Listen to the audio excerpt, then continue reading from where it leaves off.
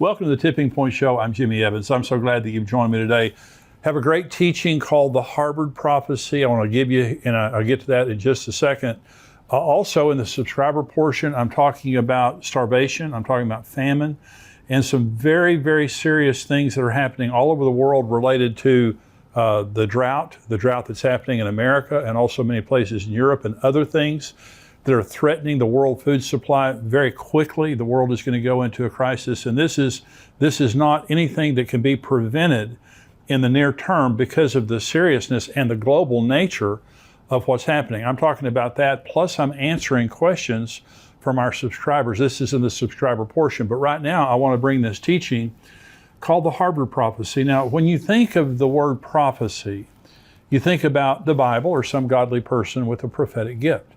But in this program, I want to talk about a very important prophecy to America that was given by a secular sociologist from, of all places, Harvard University. And every word of his prophecy has come true in our day.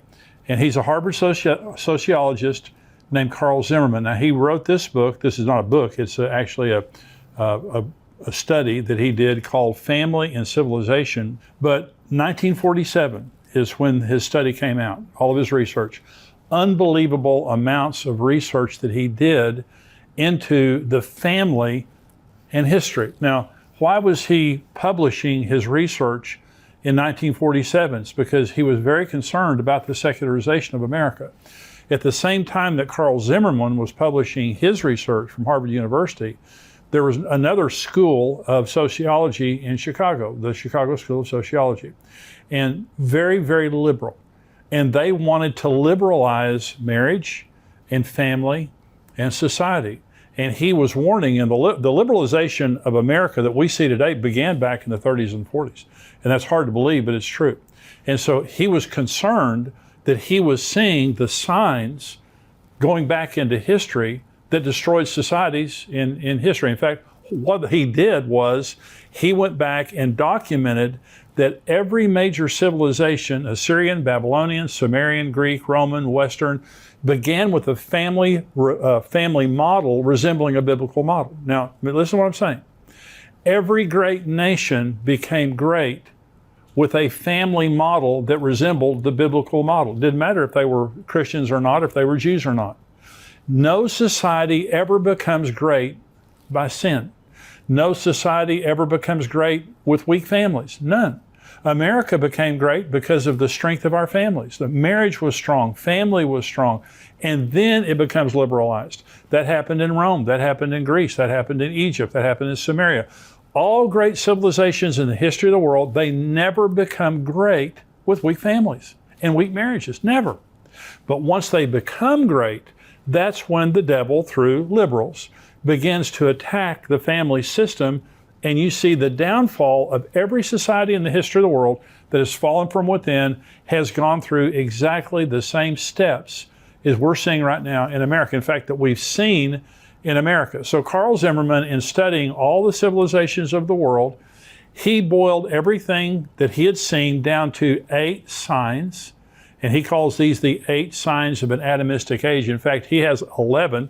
And this is not an easy read. It's a sociological report, but it's a phenomenal read if this is something that interests you, because it goes back into world history.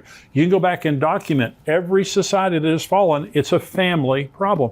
You know, when there's a mass shooting or some kind of a horrible thing that happens in America, you'll hear people on the news, and they'll say, "Well, this really goes back to the disintegration of marriage and family," and no one wants to hear that. Our liberal society, in fact, they hate marriage and family. They hate marriage. And so they hate the biblical model of family for many reasons. I'll talk about that more in just a minute. But Carl Zimmerman, in his book, he talks about the signs of an atomistic age. Now, atomistic is like an atom, A-T-O-M, the smallest measurable unit. Protons, neutrons, electrons. And so an atomistic age, well, what does that mean? That means society goes from being about the whole to being about the individual, the atom, the tiniest measurement of one person. It's not about the 330 million people in America. It is about that individual, that now we celebrate the individual. So how does that happen? Because all great societies become great because you have a strong marriage of parents who care about their children more than themselves. They sacrifice for their family. Most of them have a fear of God. They're very committed to family, and they're very committed to community, and they sacrifice for the purpose of their marriage and their children and their community. Okay, so he goes back in history and he does incredible amounts of research on all the great societies in the history of the world and why they fell. Okay, and so here are the things that they all have in common. You'll recognize every single one of these related to America. Number one, Carl Zimmerman says, marriage loses its sacredness as it is frequently broken by divorce. And such divorces do not consist of guilty parties, but simply two people who wish to terminate a relationship. Let me give you a little history lesson related to the Bolshevik Revolution in Russia. And in 1917, there was the Red October, where the Bolsheviks overthrew the czars. They overthrew the previous government. Now, their formal government, the Soviet government, wasn't set up until 1922, but they came in and they took over. And they wanted to control the people. This is what they wanted to do. They were socialist. They wanted to control the people. But they had a problem.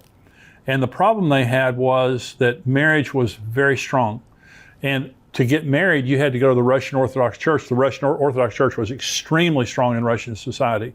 Great authority the church had. And so you had to go to the church to get married. You had to go to the church to get divorced. And the Russian Orthodox Church obviously controls society, a great deal of society. So the Bolsheviks came in and they said, you know, these people are too strong.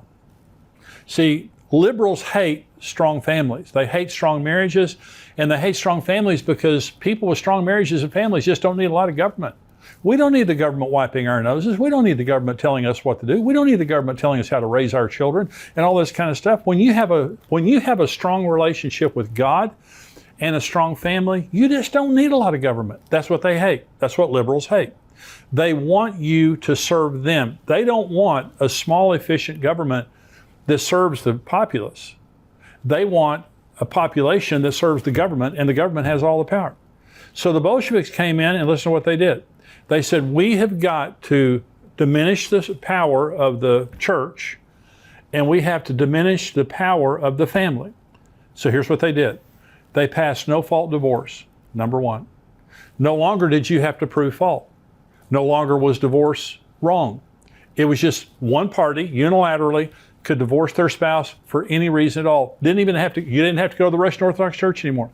The second law that they passed was abortion on demand. Any woman could get an abortion for free if she went to a public hospital. That's all she had to do. No questions asked. Okay. Number three is they confiscated all of the money and property of the Russian Orthodox Church. The Russian Orthodox Church, by the way, lost 200 million members during this period of time because of the Bolshevik Revolution, also because of World War I. 200 million members during that period of time. So this destroyed society. You had orphans on the streets. You literally could divorce your spouse anytime you wanted to, get an abortion anytime you wanted to. It destroyed the Russian society, and that's exactly what they wanted, because now marriage was no longer sacred and something connected to the church. It became all about the individual. Okay. Number two, sign of an atomistic society, is the traditional meaning of marriage is lost. Alternate forms of marriage arise, and individualized marriage contracts are advocated. Pseudo-intellectuals, now by the way, this is Carl Zimmerman now. Carl Zimmerman called liberals pseudo-intellectuals. I totally agree. They begin to theorize that in order to save marriage, its form must be changed to a less strict, looser, and more companionate structure. Shacking up. That's all it means. It just means live with anybody that you want to live with. Marriage doesn't mean anything anymore. God is, by the way, the word sacred means God is in it. So God isn't in marriage anymore. It's about you. It's not about God. It's not about society. It's not about your children. Okay, because we all know that children are better off when their parents are together. It's not about your children. It's about you. Atomistic. It's about the individual. Number three, sign of an atomistic age.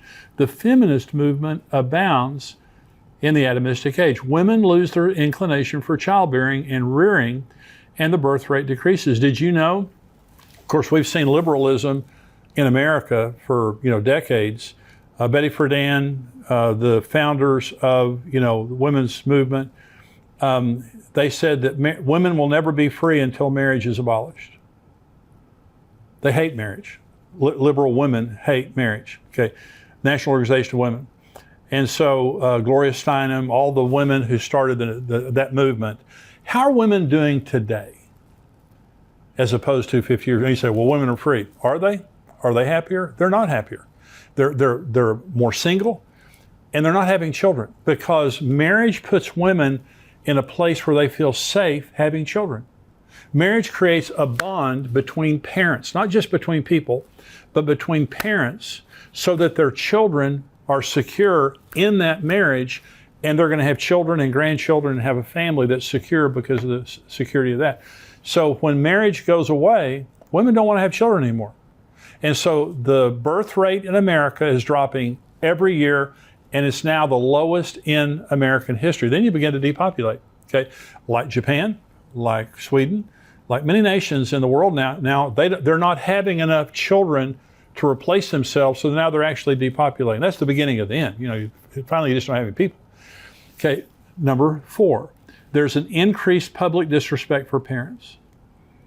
You can check that box. Parenthood and authority in general, so that parenthood becomes harder for those who still try to raise children. Now parents are demonized. There's a disrespect for parents. Look at what's happening in America today, where public schools are trying to take children and transition them without their parents' knowledge. Abortion without their parents' knowledge. Parents are no longer an issue. Parents are no longer respected by the kids or by society at large. Number 5, there's an increase in juvenile delinquency, promiscuity, and rebellion. This has exploded in our society. See, when I was in Africa, Karen and I went to Africa with her parents, our whole family. And one night we were sitting and talking with our guides, the guides who took us into the bush with all the wild animals. And the elephants were just spectacular. Elephants are just the most majestic animals in the world. And they were telling us about efforts they were making in South Africa to remove elephants, to thin out the elephant population because it was getting too big. And they couldn't do it. It was impossible. And he was telling us the elephants are so social and so intelligent that you can't thin it out. If you begin to kill them, they grieve over every other elephant that's killed, and they begin to act out. They begin to get more hostile. But one of the things they did to try to thin out the elephants is they began to remove the parents and just leave the young ones. They became juvenile delinquents. They began to raid the villages and tear up the local villages. They were so upset about their parents being gone. When you disrupt the home and you say, oh, marriage isn't important, who cares, just do what's easy, just be companions, just move in and out, and drag your children along with you, those children get damaged, then they begin to act out and take drugs and become immoral and begin to be violent and things like that. You see it all over America today like never before. Number 6 sign of an atomistic age.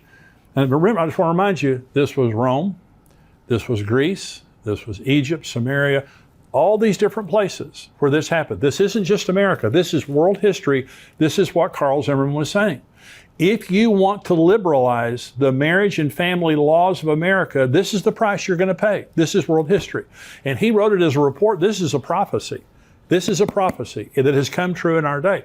Number 6, the hostility of pseudo-intellectuals to the traditional family soon spreads to the common people, sealing the doom for the society. Okay, again, pseudo-intellectuals, that's what he calls liberals. Okay, so the hostility of pseudo-intellectuals to the traditional family spreads to the common people. So I'm the president of XO Marriage. My son is the CEO of XO Marriage. We do marriage all over the world. We're the largest marriage ministry in the world that we know of. Okay, so marriage is what we do. So we were having a conference, big conference, thousands of people flying in to go to this conference. And so, and a couple told me this story. They were checking into the hotel in the town that we were having, in the city we were having our conference. And they went to the counter and they were checking in, and the guy behind the counter said, "What are you here for?" And they said, "We're here to go to a marriage conference." And he started laughing. He said, "Do people really believe in marriage anymore?" We said, "This couple." And they said, "Well, we do." Just the guy behind the counter. Do people really believe in marriage anymore? This is again, the end game that the devil wants is to take the first institution that God ever created. Marriage is the first institution that God ever created in Genesis chapter 1, Genesis chapter 2. It's the foundation of every other institution. You can't take marriage out and keep society going. It's the foundation of society, God and marriage.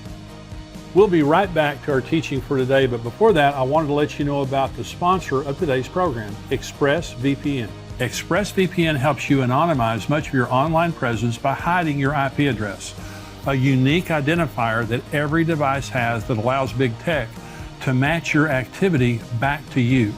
Visit expressvpn.com/endtimes right now to secure your internet connection. That's expressvpn.com/endtimes. Number 7, sign of an atomistic age. There's an increased acceptance of adultery.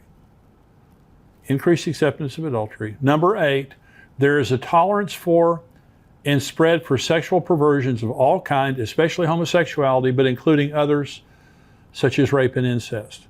And this generally marks the final stage of societal disintegration. And we're way past that. We've got transsexualism. I had a friend of mine, and I was preaching for him in Florida, and we were sitting and talking before I went out and preached, and he said, I'm calling an emergency meeting of the church tonight to talk to the parents. And I said, what? And he said, my son is in high school. And he said, Jimmy, you can't even comprehend the perversion and degradation that's happening sexually in the high schools. That was 10 years ago. And he told me, and I'm not going to repeat to you what he told me. It's the most unbelievable thing. But what he said is, no longer are you a homosexual or a bisexual, you're a pansexual. And Miley Cyrus, I think, was the first one I heard that said this. Pansexual meaning, don't put a definition on me. I'll have sex with whomever, however I want, as often as I want. This is and it's not just immorality. It is absolute rebellion, moral anarchy against God and against morality. So we have all 8 signs. So Carl Zimmerman in 1947, going back into world history, was warning America and saying, hey, School of Chicago, sociology there, if that's what you want to do, this is what's going to happen. It's happened every place in world history that's ever been tried. And so he warned, we didn't listen to him, obviously, ignored his warnings, and the pseudo-intellectuals, the liberals, they always think they have the answer. When have they ever had the answer? Okay? But here's the question, is there an answer? Can we change? I mean, you see what's going on today. Can we change things? Yes, but there's only one way. And I want to go back to the thing that I said in the beginning, and that is the number one sign that Carl Zimmerman gave was marriage loses its sacredness. You have to turn back to God. When marriage loses its sacredness, it's because you no longer see it as God being in it. Now, in Matthew 19, this surprises some people. In Matthew 19, Jesus is confronted by the Pharisees. Now, the Pharisees believed in her fault divorce. Okay, not no fault divorce, her fault divorce. Women were owned, women were chattel, they were property. Women didn't have rights. Men had all the rights. Listen to the context of Matthew 19. The Pharisees also came to him, Jesus, testing him and saying to him, is it lawful for a man to divorce his wife for just any reason? And he answered and said to them, have you not read that he who made them at the beginning made them male and female?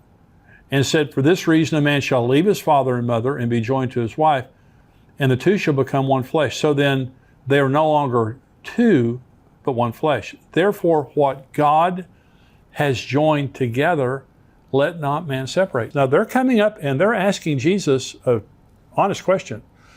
If she burns the biscuits, can I put her away? If I just get tired of her, can I put her away? Because that's what they believed. They believed that for any reason at all, their wife did not please them. They just sent her down the road. And all a man had to do to divorce his wife was write down on a piece of paper, I divorce thee, walk to the front door, hand her that piece of paper. She left without children, without furniture, without money, without anything. Typically to go back to her family in shame. So women is a horrible place for women to be. And Jesus said, that's not the way God created marriage.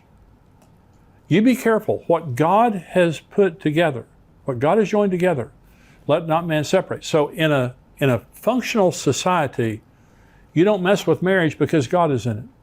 You don't go into a mother's womb and take a baby out because God is in it. See, sacred means we begin to see God in society.